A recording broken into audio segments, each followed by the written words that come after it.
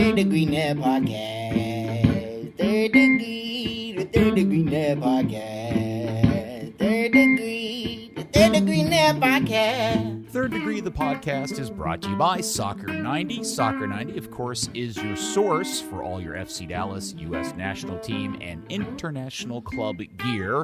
Half off all North Texas SC gear this Saturday on the 30th in store and online. Offer not valid with other discounts, which, by the way, would be, because you're a Third Degree listener, that 25% off your purchase when you use the code Third Degree at checkout at soccer90.com.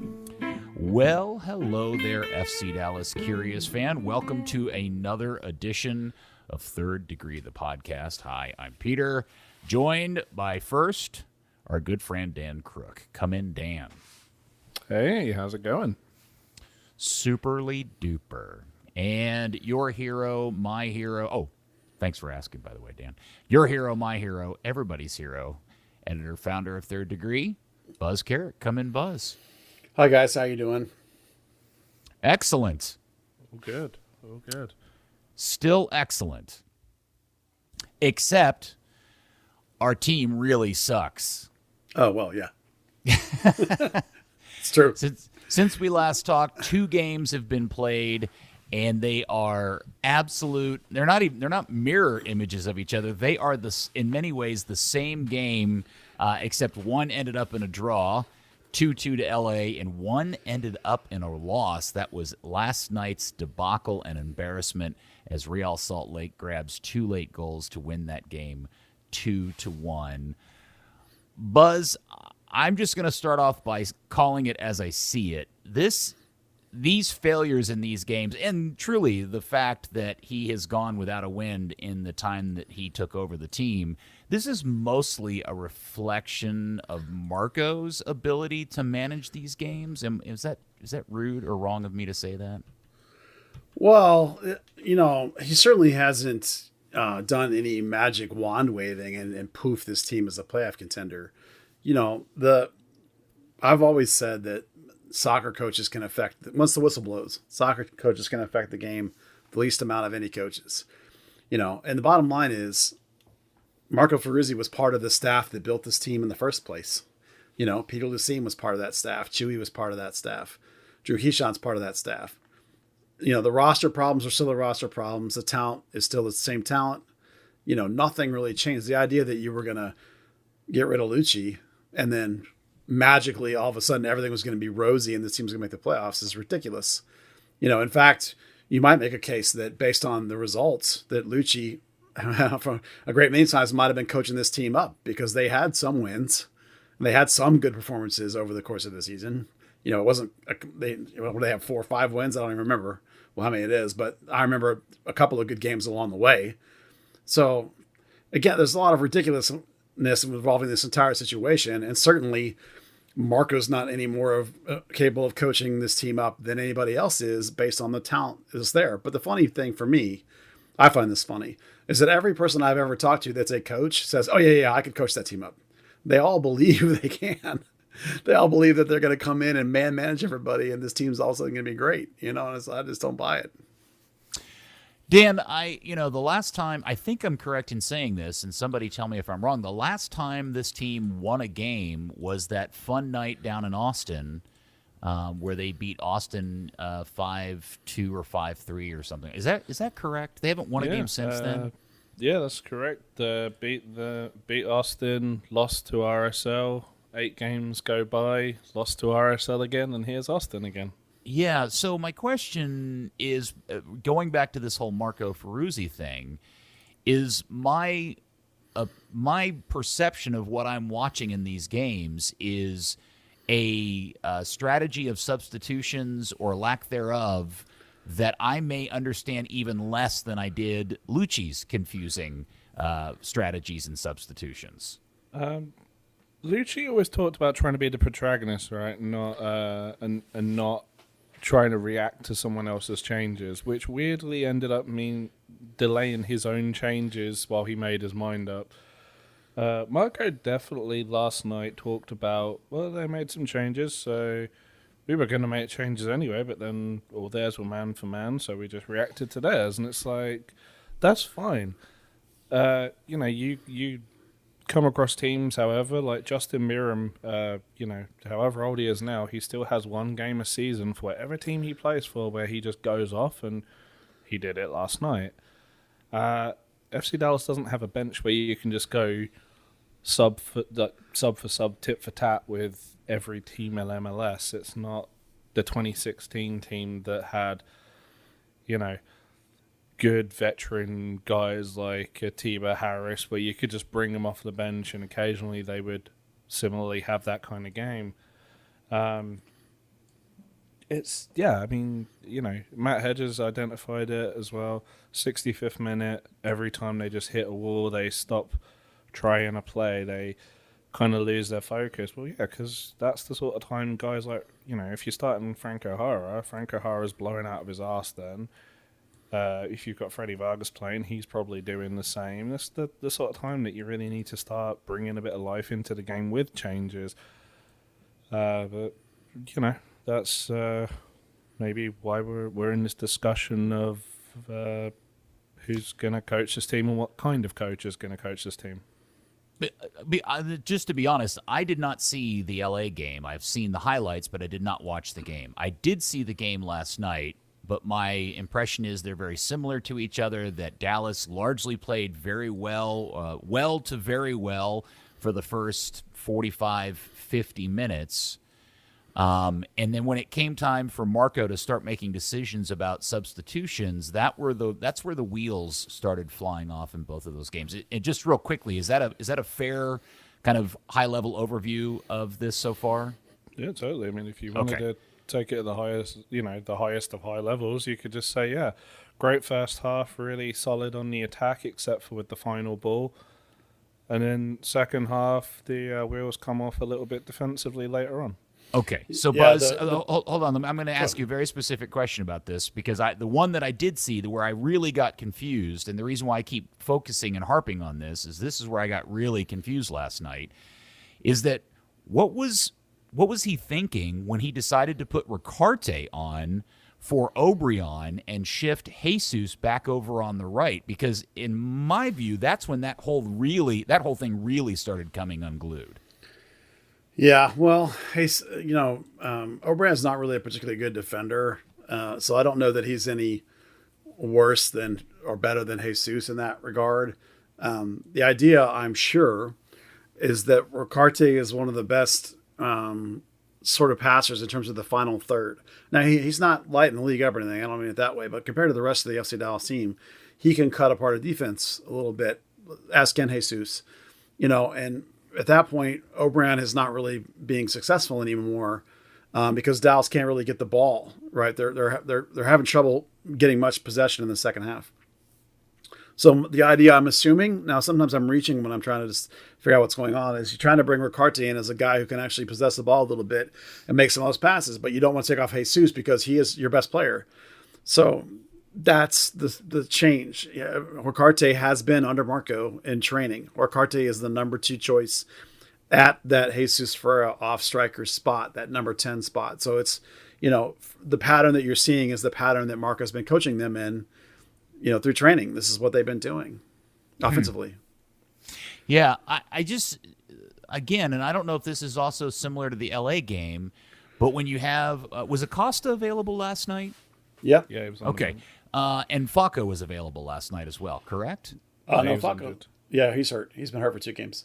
Oh, okay. So he's not even so he's not available. It just seemed weird to me that when you're clearly getting overrun in the midfield, as they began to be, even after the Ricarte sub, that the opportunity to give Servania or Cerrillo a breather, 2 guys that clearly were gassed by the 75th minute and were really struggling because they were matched up oddly to begin with, but were having a good game up to that point.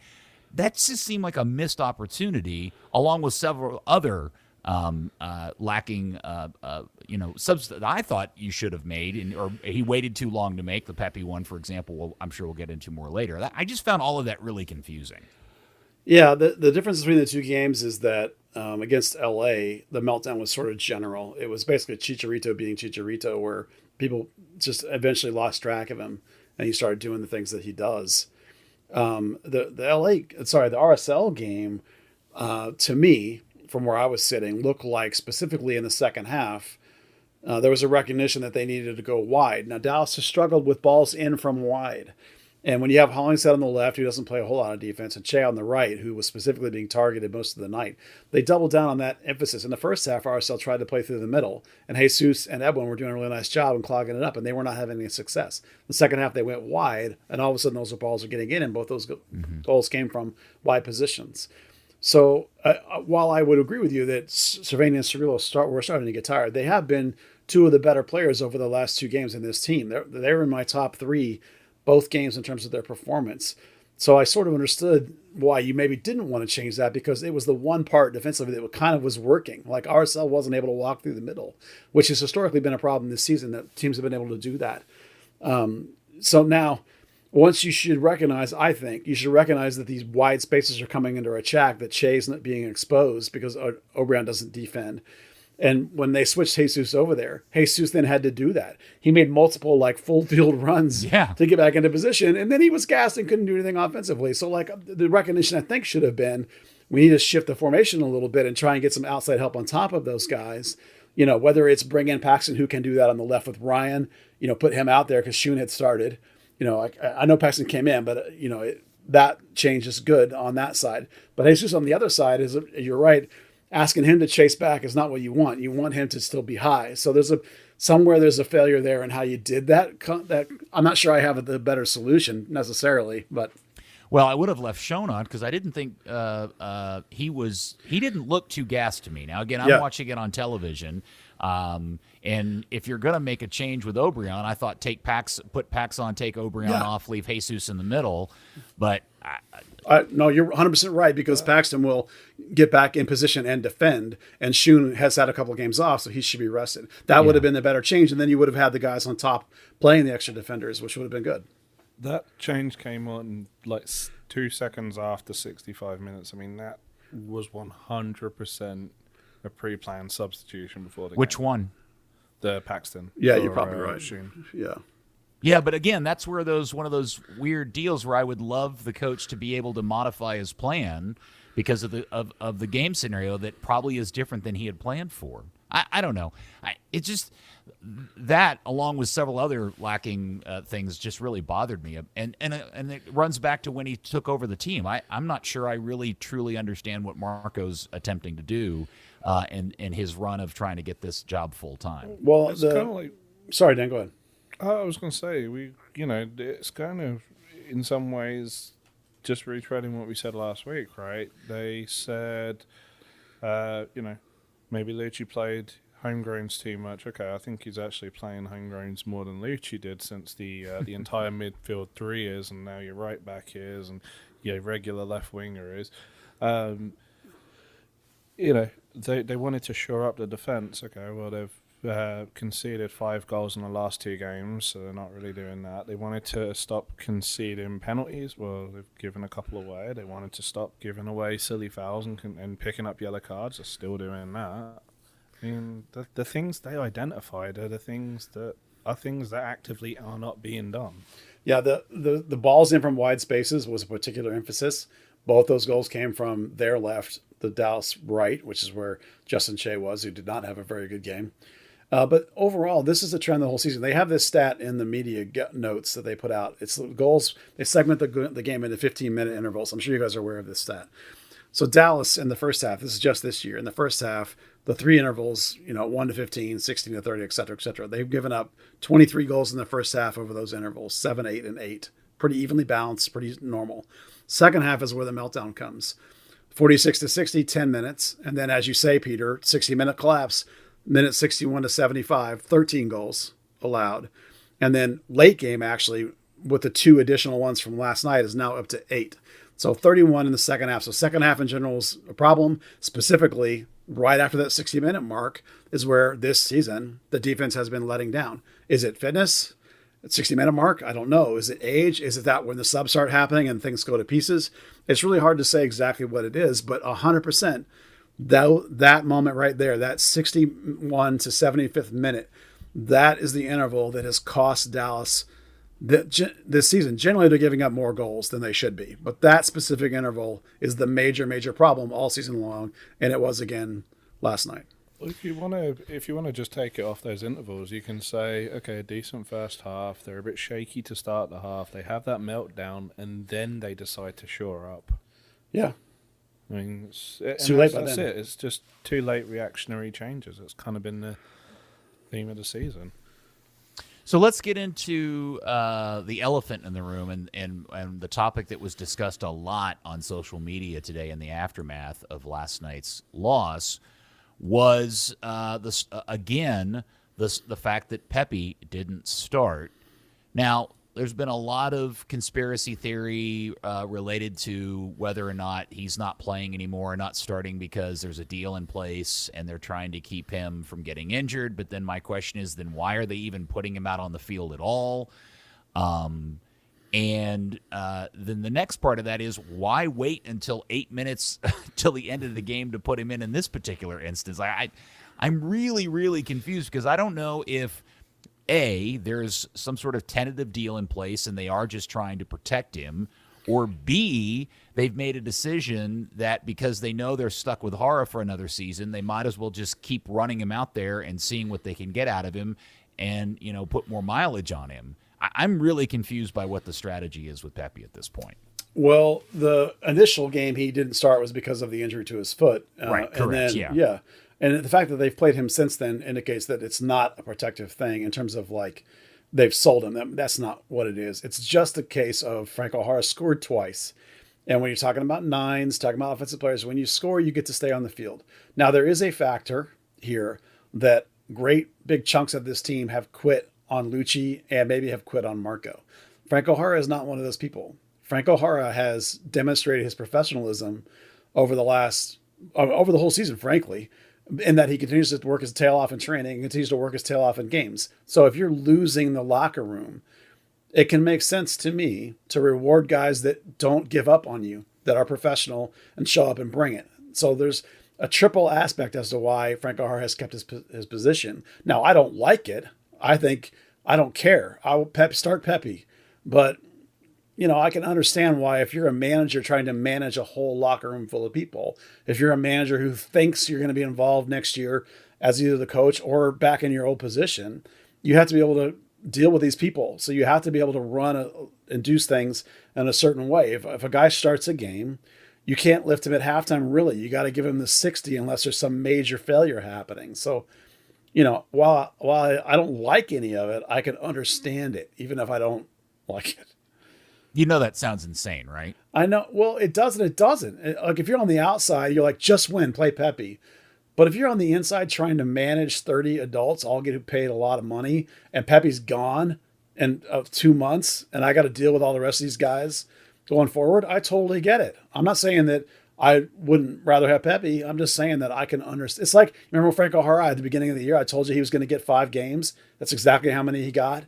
It's because you got to manage the locker room. It's not just as simple as much as we would like it to be. You can't just say, I'm going to play my best 11 guys every single game, no matter what. It doesn't work that way.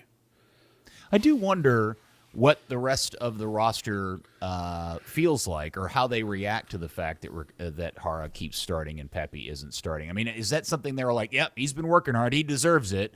Or are they like, oh, crap? I just don't have a really good read on, while I agree with you, he's worked hard and he's overcome a lot of the things that we've kind of crapped on him about. He's been a good, true pro through this. He's not very good.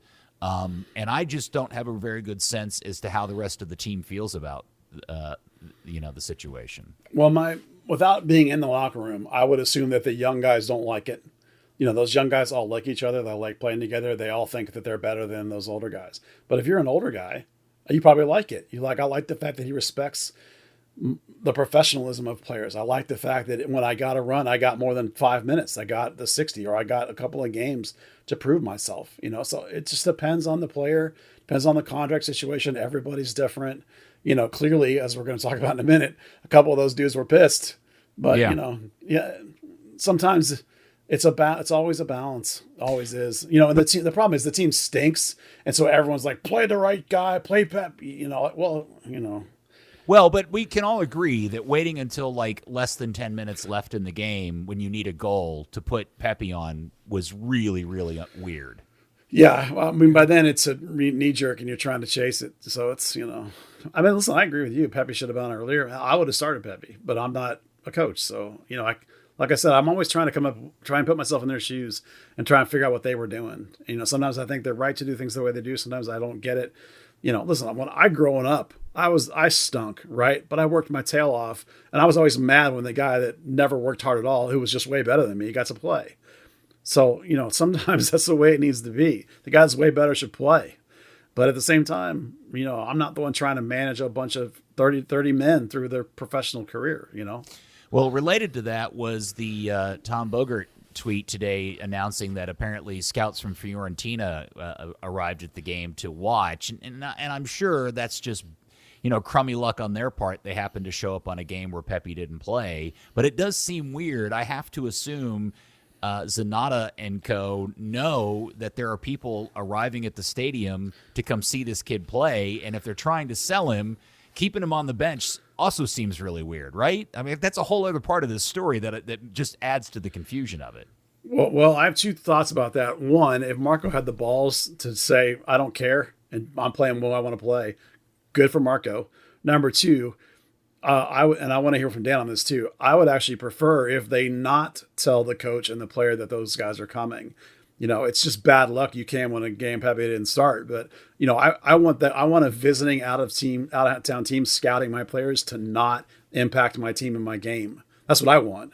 Yeah, I was going to ask Dan, since you were at the press conference and you were kind of in the mix in the press box. Was there any conversation about the Pepi thing at all? No. I mean, at that point, you're just kind of looking at the season's kind of meaningless. Pepi's just biding his time now. I mean, personally, I thought starting Hara was the right move. He scored in the last game, and if that header had gone in and Hadair O'Brien hadn't tried to weirdly steal it and get called offside, I think it'd be a fair shout no matter who you started against Austin. But yeah, the substitution was late. But I mean, when you talk, you're going into that saying, "Hey, so collapsed again. What happened?" You're not really going to pick out, specifics on. Well, why didn't Pepi come on sooner? Because you could then go into, well, how come the defense is still doing this after 36 games and.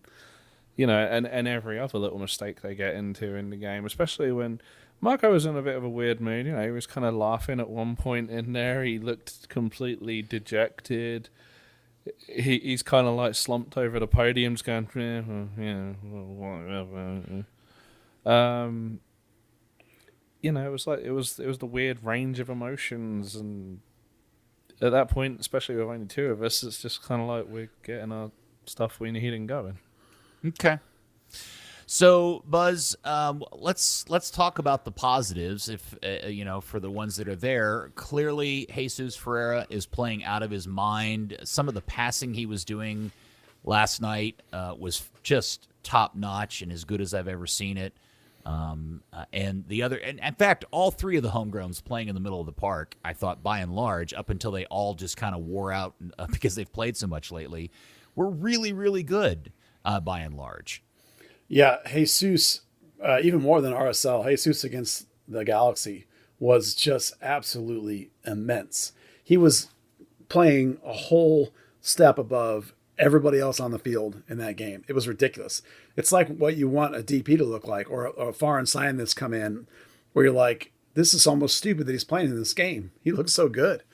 And then he did it again, almost to the exact same level in RSL. And you look at Edwin Cerrillo and Brandon Servania, both of whom are having phenomenal games in midfield. Cerrillo's outplaying Quignon. Brandon Servania's outplaying Brian Acosta. There was a moment last night in the game where Servania got under pressure from, I think it was like 4 or 5 guys at once, and he dribbled out of the whole thing. I couldn't believe it. Oh, it was so gorgeous. I can't believe the FC Dallas social media dude hasn't pulled that and run that on a loop all day on Twitter. Oh, I legit. I'm not a cheering kind of dude. You've sat with me. I legitimately like yelled out loud. Yes, it was I did such too. an amazing moment. Yeah. Those three guys are all. Both of these games are just playing phenomenal ball, just ridiculously good.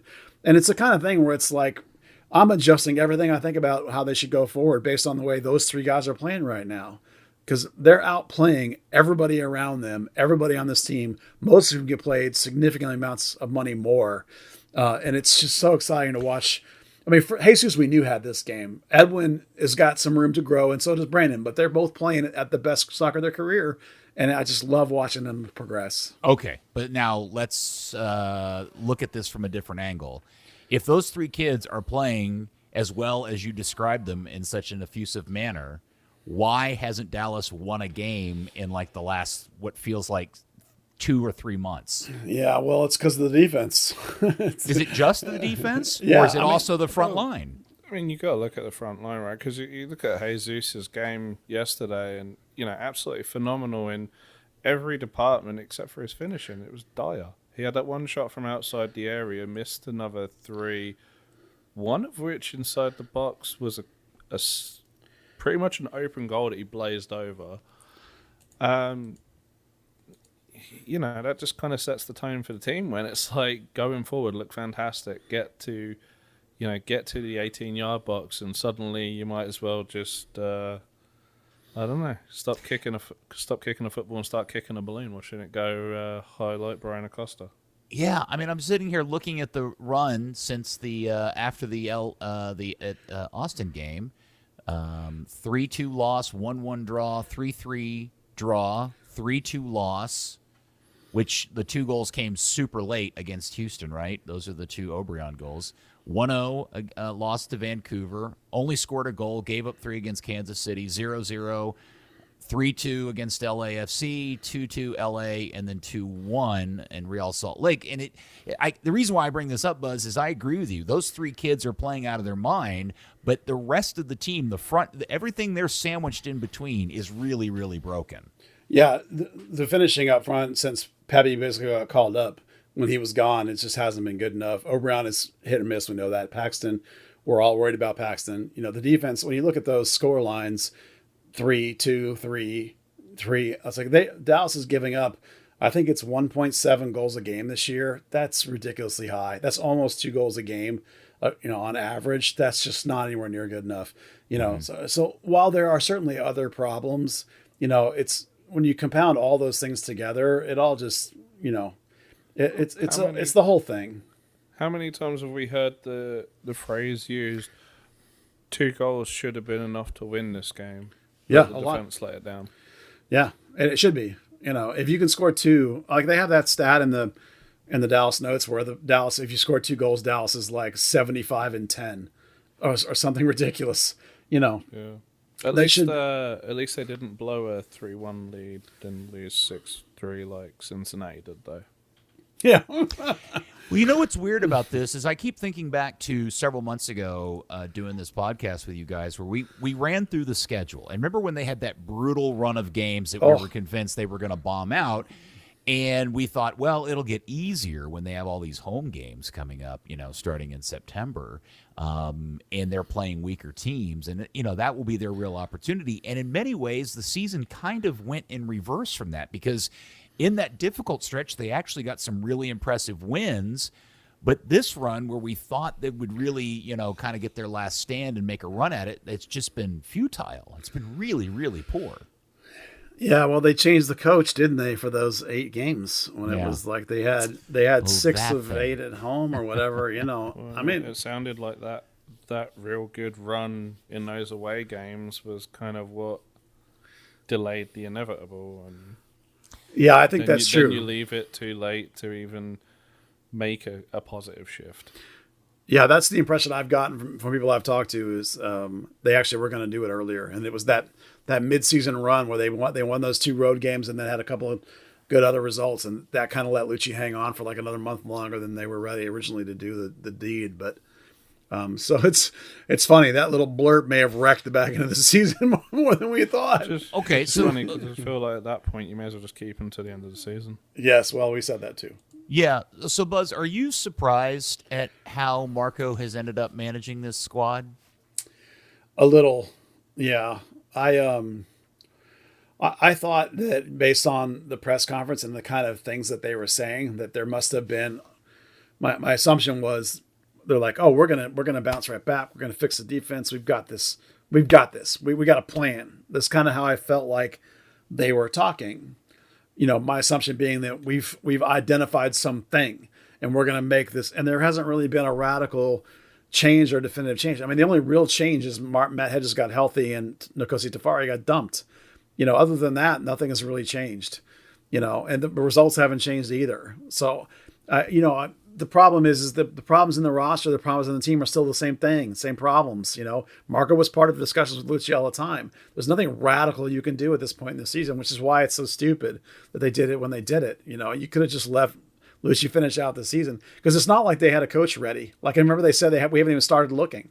So you knew they weren't going to do anything for two more months. So it's, the whole thing is just crazy in a lot of ways. All right, and I don't mean to poke on the open wound, but I am going to check back and find out if anybody's gotten an update on what in the world happened to Nkosi Tafari. Well, unfortunately, they keep having midweek games, and so I haven't been to training, and since it's kind of, I've been wanting to ask. I tried to, draw him out on that topic, and he basically talked a lot about Hedges' value and veteranism, and then the other guys were going to be situational. And based on the way Marco has made substitutions and some of his starting patterns, I think he just really leans heavy into some veterans compared to Luchi did. Luchi ran Shea for a long time. He ran Tafari for a long time. So I know that Marco's still playing a lot of veterans. I'm sorry, a lot of homegrowns, but some of those are because of call-ups. Some of them are because of injuries. And some guys get hot. You can't not play them. So I think it's a little more difficult in the back line. If you're talking about a midfielder, like we're talking about Brian Acosta. Okay, he's not playing every game, but he's still getting on pretty regularly. Even when Sabot Shun wasn't getting a start, he was subbing in every game. You don't substitute a central defender very often, so it just amplifies that kind of elephant in the room status of how little he's been involved. Zero involvement since. Yeah, and you guys were both at the game, and you weren't watching it on TV. Have either one of you watched the broadcast by chance, in a replay of the game? No, but I've heard that Tafari doesn't basically do anything. What do you mean? Like when the other players are like warming up and running around, but he hasn't been doing that. No. What was really weird, because how Mark and Steve are given some sort of like pregame access to the coaches. Oh, yeah, and yeah. Kind of have an idea of what's going on. Yeah. Well, it was really weird because I've never heard Mark do this before. Followell, that is. Mark kept he kept talking about bringing in a third center back. Like, yeah, we're getting. On 3 different occasions, Mark made a reference to his anticipation or his expectation that Marco was going to sub in a third center back to firm up the back line. And I was really confused by that because it didn't seem like the right solution to the problem at the time, because all that was going to do is just invite more pressure. And 2, I just wondered if maybe he had been told in advance that maybe that was something they were considering doing. It was really weird because, again, I've never heard Followell do that before. Well, it's entirely likely that's the case. They also did do that against L.A. They brought in a third guy to try and hold the lead. Well, then that probably is why he was expecting that, and I didn't see that game, so that would explain it. Yeah, they brought in Brisson as that third guy. And that again, didn't go well. Well, no, they didn't. It's Chicharito going to Chicharito, right? So, get all the homerisms out of the broadcast and the referees. So, it probably was a thing that they knew was in the cards. They probably talked to Marco, and he probably talked about it being as a tool that he likes or something. When they're trying to hold a lead, they probably knew that was a possibility. Mark is savvy enough to be able to sort of set those things up and set the table and set up Steve for those things. So I'm sure you're correct that that's what they were expecting, but it just didn't materialize. All right, so let's talk about this other thing that popped up, you're going to have to remind me who the fan was on Twitter that brought this up and identified it. I think his first name's Eric. Yeah. Eric Tillish. Eric, what? I'm sorry. I think it's Tillish. I can barely hear you, Dan. You're mumbling again, sir. I think it's Tillish. Oh, thank you. So Eric tweeted something last night saying that he witnessed, I don't know, you explain it, Buzz. That just seems so weird to me. I'll let you explain it because I think you probably know it better than I do. Well, what he said was that Pepi and Jesus went over to the bench area and the post-game, when the post-game handshakes normally happen. And apparently they had some aggressive body language and were yelling at Marco, and that Marco basically had to Peter Lucien basically pulled Marco away. I'm sure there's some anger from those young guys, Pepi, in terms of not playing. Maybe he even knew the Fiorentina guys were there. Jesus is mad because he gets shifted out to the wing. Probably he's mad that Franco Jara is starting. There's definitely some dislike of the way things are going from those guys. They definitely seem to have lost some respect for Marco, which you hate to see that. I always want to see respect to a head coach. Even if you don't agree with them, I think you should still respect him, certainly in public.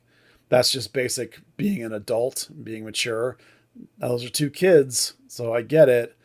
It's not how you want to see people behave, though. So there's obviously some troubles in the locker room based on, the young guys versus the old guys, particularly Franco Jara. And there's obviously some disconnect in terms of them, like, why is Franco Jara still playing? Why is Pepi not in there? And they're mad about that, and sometimes I find the only thing I'll really say about it is, other than what I said, which is you don't want to do that in public. Sometimes I find that these young kids that come out of the academy, they don't really know much about soccer in terms of being professionals and how things are run and how opportunities are handed out and given and the way rotations work and things like that. So they're probably really upset at something that we kind of expected.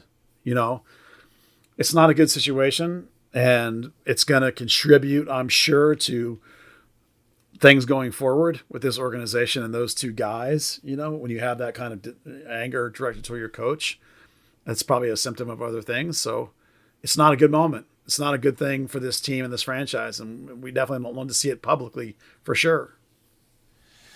Yeah, it's a bad season. Buzz, you and I have been watching this club since day one. I don't even know what the count is. This 26th season? I don't know. This is season 24 for the website, but we've both been here since. This is 26 for the league. We both have been here with the league since the beginning. So 26 seasons. Out of those 26 seasons, this is an unusually bad one. I mean, Dallas has missed a number of playoffs. I think this will be the 8th or 9th of the 20 whatever. I mean, it's way less than – yeah, 8th. You're right, 8th. But this season in particular, and I think Dustin Chrisman was even promoting this on his Twitter account earlier this week, which is now they've essentially sealed up this being the second worst season in club history, which feels so weird and disappointing based on – the changes made with Luchi and all the other things that I think we all kind of felt like were supposed to go the other direction. Yeah, certainly this is not a season any of us expected. Now, there has been a downward trend the last 3 years, and we had some concerns coming into the season about this roster. This is not a place this organization is used to being. It'll be interesting to see how they react as a group. And whether they even recognize what their problems are. Because what we think their problems are is probably different than their list of what they think their problems are. So it's going to be, if we remove our own connection to being around this club for so long from it, it'll be fascinating in a way to sort of watch how it plays out if you can take your emotions out, if we can take our emotions out of it. Because of the fact that there are some warning signs that things are not going the direction you would like in terms of how this club is operating. And there's actually a thing I was going to bring up later that I want to go ahead and bring up now. It's a thought I had about Zanata when I was talking to somebody. And we've mentioned before that it's very different now. There's this upside downness of Zanata is now getting all the ingredients, and he's going to go find a coach he thinks can best coach it up. And I think it's actually one step further than that. And maybe I'm late to thinking this. I actually think if you combine the idea that we had originally that some of these buys they've been making are about trying to flip and sell, that I almost feel like Zanata is I'm now almost completely convinced that Zanata's here to do that, to buy and to sell and to try and make money for this organization that way. And so more than just, I'm going to get you a group of players and you have to try and coach with them. It's actually, I'm going to be buying and selling players all the time. And you need to be a good enough coach to be able to come in here and win enough games to get us into the playoffs while I'm doing that. So, and I thought about it because I was watching, thinking about Bruce Arena. And I was like, I bet you Bruce Arena goes into the GM's office and goes, hey, I need a 6. And they go get him a 6. Right. Whereas the way it is now, Zanata's going to be like, this is my impression from the way they do, 3 years of watching them work now.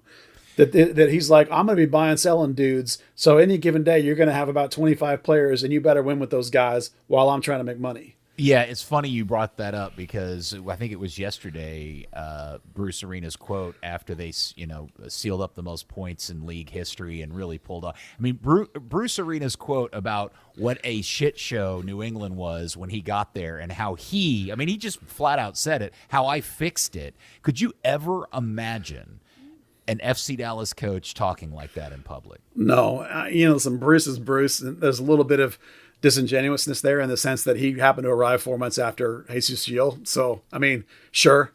You got the league MVP doing what he's doing. I know, I'm sure, he would say that he's helped make him league MVP. That's probably true. But, it's nice to be able to coach somewhere where they get you the pieces that you want. It reminds me of the early days, the way New England is right now. It actually reminds me of the way things were under Clark or Durr, where it's like, I need a guy, and they would go get that guy for that spot.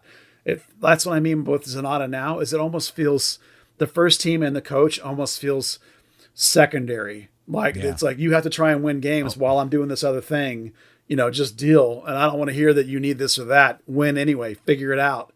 If you don't do it, I'll get somebody else next year that'll do it. Yeah. I've been saying for a very long time, Buzz, this is not your typical MLS club. It is like everybody is an MLS club that just happens to have an academy underneath it. This is a very successful academy that just happens to have an MLS club attached to it. Yeah, and that's where I'm at, is I think they're trying to do the same thing that they do with the academy with the rest of the roster, with these foreign players. And so that they're 100% on that, and they're just going to try and win games in the meantime. Yeah. Maybe I'm a cynic, maybe I'm a jerk, and maybe that's not the case. But their behavior. We've already seen it. Look at the 6 situation. Oh, hey Luchi, I'm gonna sell Thiago because we got a good offer. I'll get you a replacement in a few months' time. Okay, yeah, when the market's a little better. Cool, thanks. Yeah, and I'm not expecting you guys to, and I don't want you to answer this. I want to save it for a future podcast. But what is the likelihood that Ricarte, Acosta, Faco, or Martinez are actually here next season? And again, just set that aside for a future conversation, because I think, because do you want them back? Are you stuck with them? All of those things are running through my head as I watch this disaster. So there's only 2 games left, guys. That's it. It is the home game against Austin, which, luckily for some fans holds some level of importance because there is a trophy attached to it, the Copa Tejas trophy. And then they end the season on the 7th of November in San Jose. And I'm sure that'll be a completely wheels-off game of soccer. Well, why is it that Dallas seems to end games against the LA Galaxy or San Jose a lot? It's just like, for some reason, they pair them against Southern California all the time. I don't know why. They need teams to play the late games. Yeah, I guess that's true. Yeah, that's probably what it is. Yeah. Well, decision day, everyone's playing at the same time, but yeah. Oh, that's right. Yeah. Yeah. And so do you think at this point, Buzz, let's just focus on the Austin game coming up on Saturday, is Pepi going to start?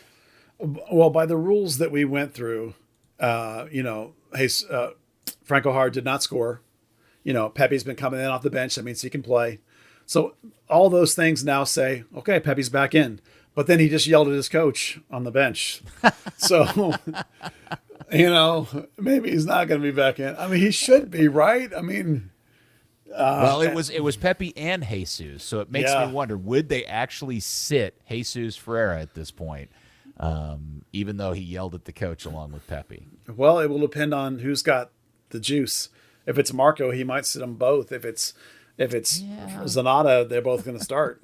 I'm guessing after an 0-4-2 run, I don't think Marco's got a lot of juice anymore in that cup. Marco was putting a lot of emphasis on that first win, getting away.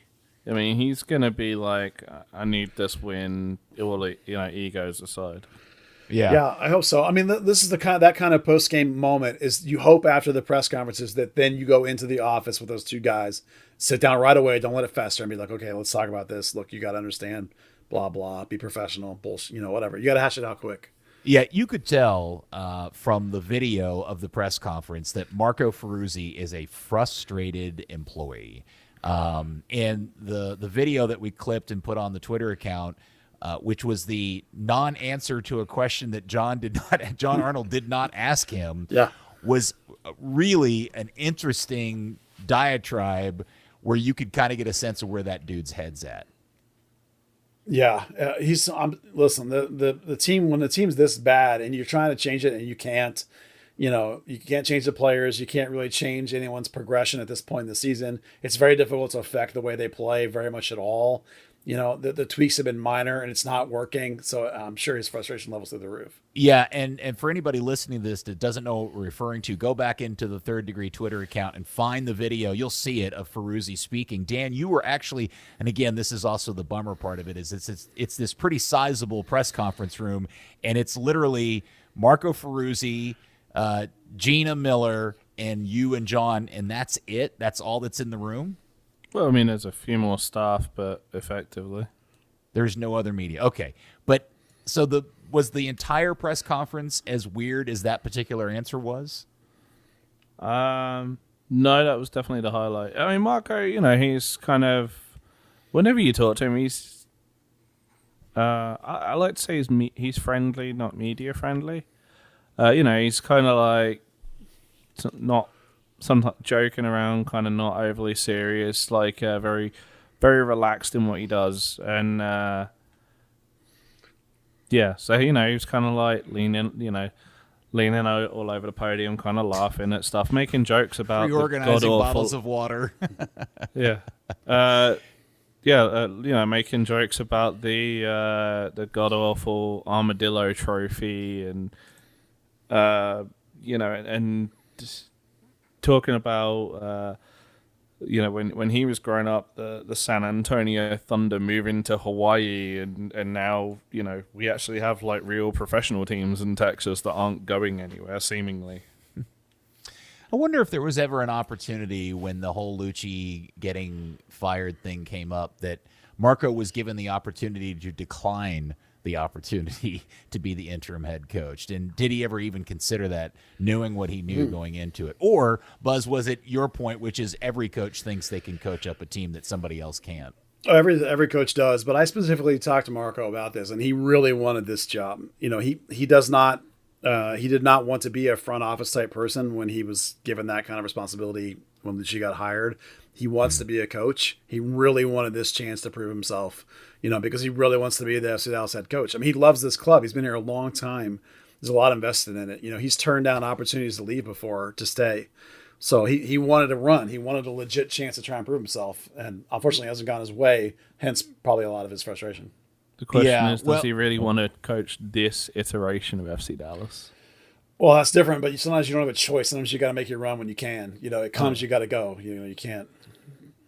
Well, with 2 games left, if they fail to get points there, it'll be a collapse that would be similar to the one that came up a couple of years ago when they mimicked the start of Minnesota's terrible debut season, if you remember that terrible finish to that Dallas season. Remember that run?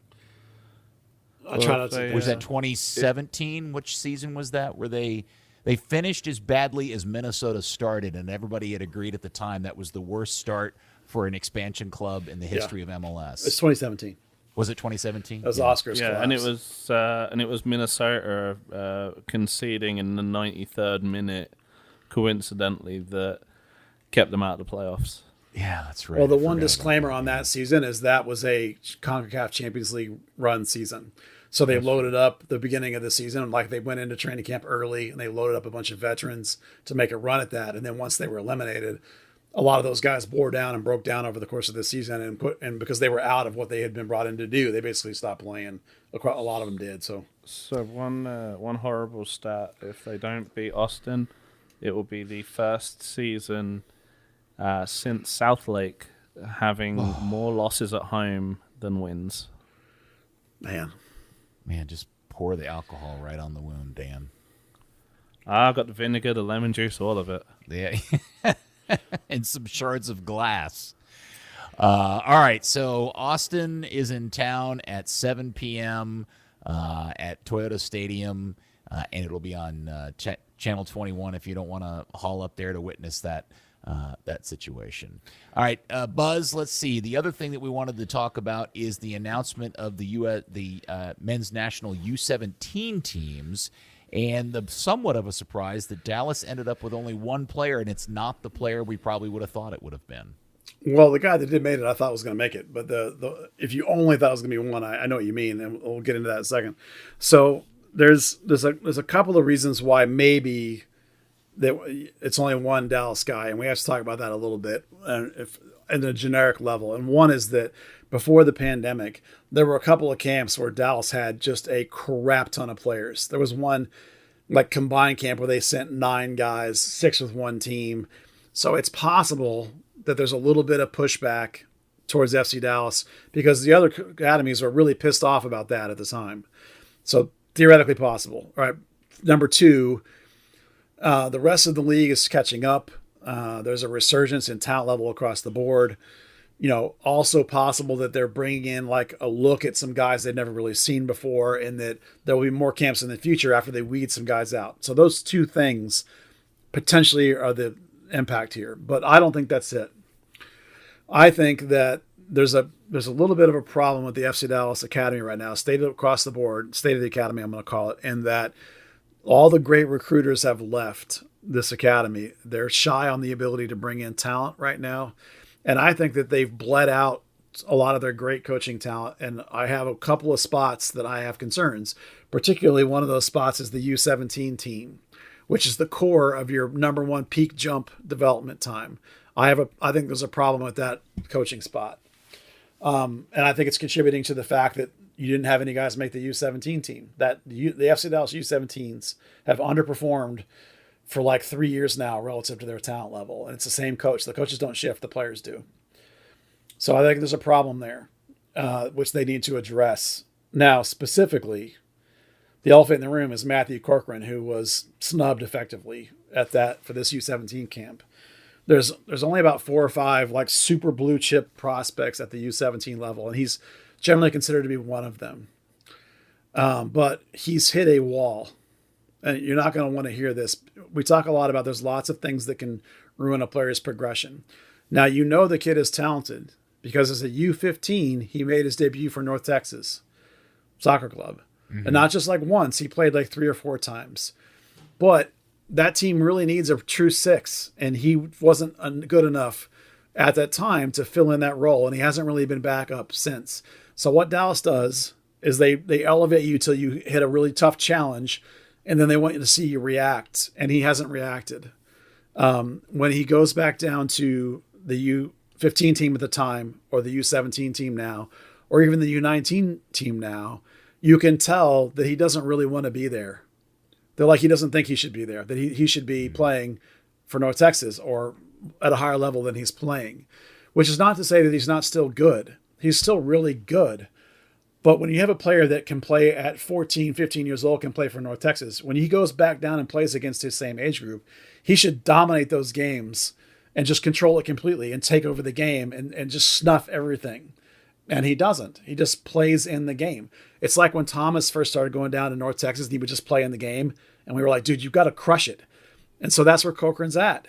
He's at a place, right? He's right now 15 to 17 are massive. This is about now for him mentality. He has to find a way to perform every day.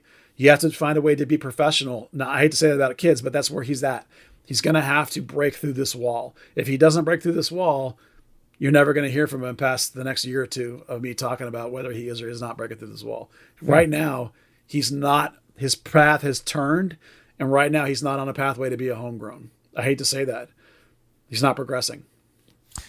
Wow. I was not anticipating you saying that. Now, the kid that did make it is it fair for me to call him a freak of nature? Would that be rude or inappropriate? No, his name is Julian Eystone, and he is a freak of nature, but in a positive way. The guy is a beast. It's not that he's so tall. He's not like one of those guys who used to see at the state fair in one of those little places back in the day. Well, not that kind of freak of nature. You know the guy that's like 6'6", 6'7". Everybody asks him if he plays basketball, and he's like, no, I don't really. No, this kid is a top tier athlete at 6'6", and there's a reason why he's one of the keepers that's in this national team. And I assumed he was going to be the whole time.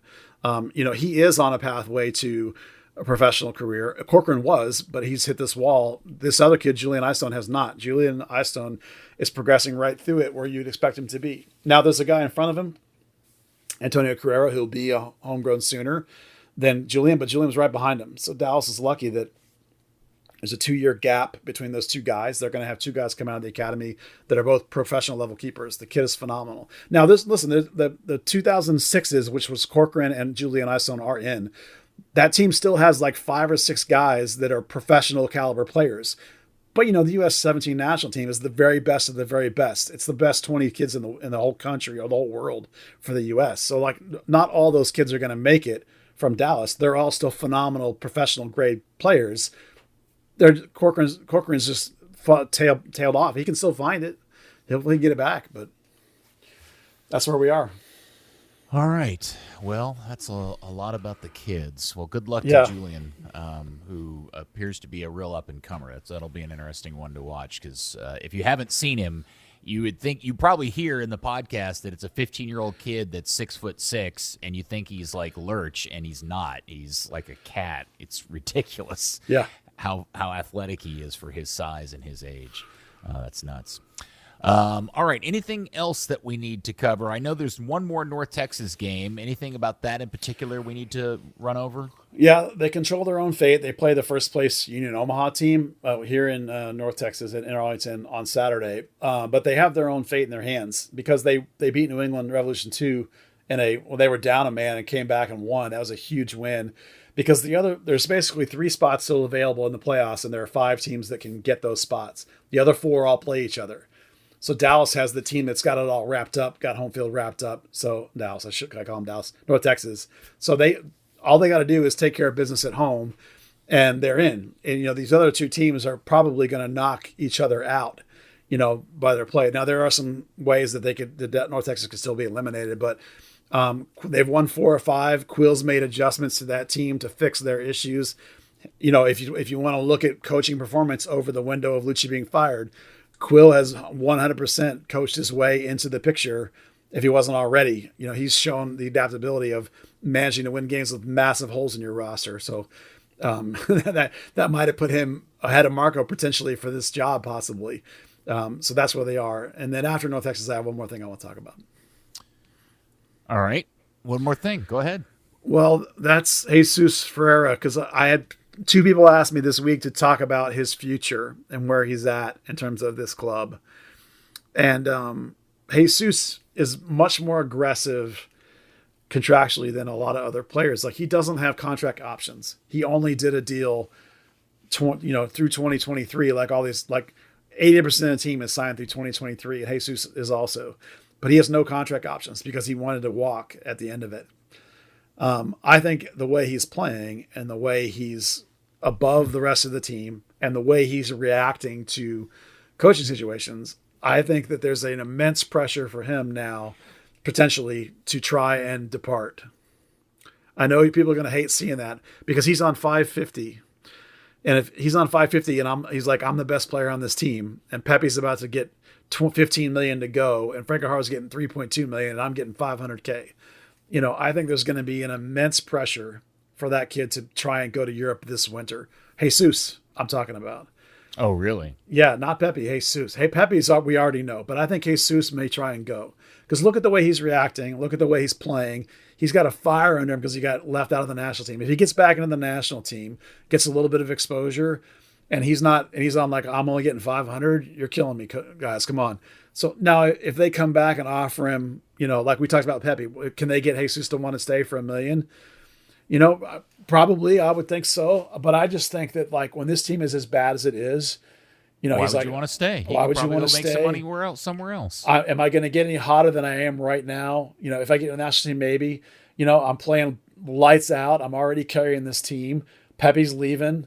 Who knows what the team's going to be like next year? Do I want to stay for that?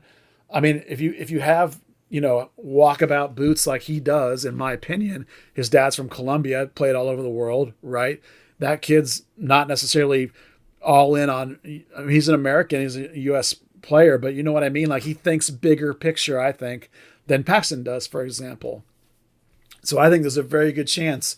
Now, you don't hear anything about Jesus because his agent is much more experienced and they're not leaking stuff all over the place. I just bet you money that Jesus has got his eyes on other things right now.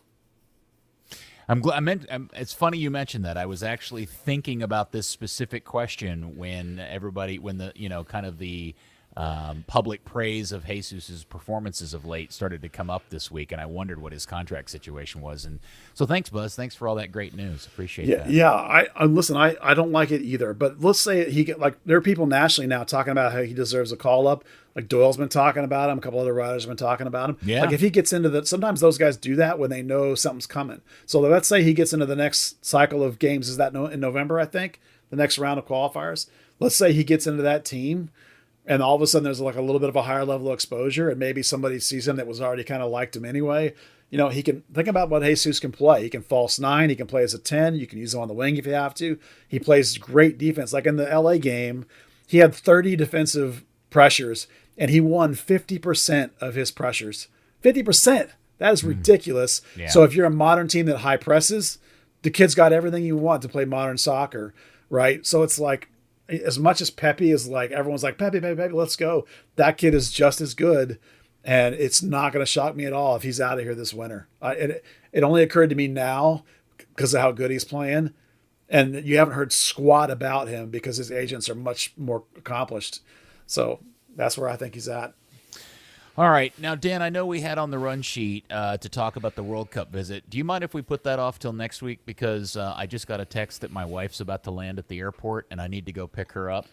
Is that okay if we put it off till next week? Sure, yeah. Do you mind, Buzz? No, let's do it next week. I'm going to do like a bit of a deep dive into some of the sites on the bid, so that might time out nicely with it anyway. Okay. Cool. All right. All right. Well, awesome, guys. Let me do the other business and get that out of the way. Don't forget that Third Degree, the podcast, is brought to you by Soccer 90. Soccer 90 is your source for all your U.S. national team, FC Dallas, and international club gear. Now, this Saturday on the 30th, both in the store and online, it's half off all of the North Texas SC gear. But that offer is not valid with other discounts like the one I'm about to announce to you. Because you're a listener of Third Degree, you get 25% off your purchase when you use the code Third Degree at checkout at soccer90.com. Dan, credit to you for sitting through that press conference yesterday. That was a real valiant effort. It was fun. I'm sure it was. Hanging out with John Arnold's always fun, I bet. Always. And Buzz, I agree with you. Dune is a fantastic movie. Oh, yeah. One of my favorite directors in the world. A wonderful movie. Also, thanks, Pepi Check, for the music. Oh, yeah. We haven't thanked Pepi in a while. Have you heard from him lately? Not since I sat and watched the U.S. play chatting with him the other day. But he's around. All right. Well, he listens. Hey, Pepi Check, thanks for the music. Yay. And thank you, FC Dallas Curious fans. Sorry for the terrible dismount. We will speak to you next week after the Austin game on another episode of Third Degree, the podcast. Yeah, Austin trophies, that stuff. Third Degree, the Third Degree Net Podcast. Third Degree, the Third Degree Net Podcast. Third Degree, the Third Degree Net Podcast. Third Degree, the Third Degree Net Podcast.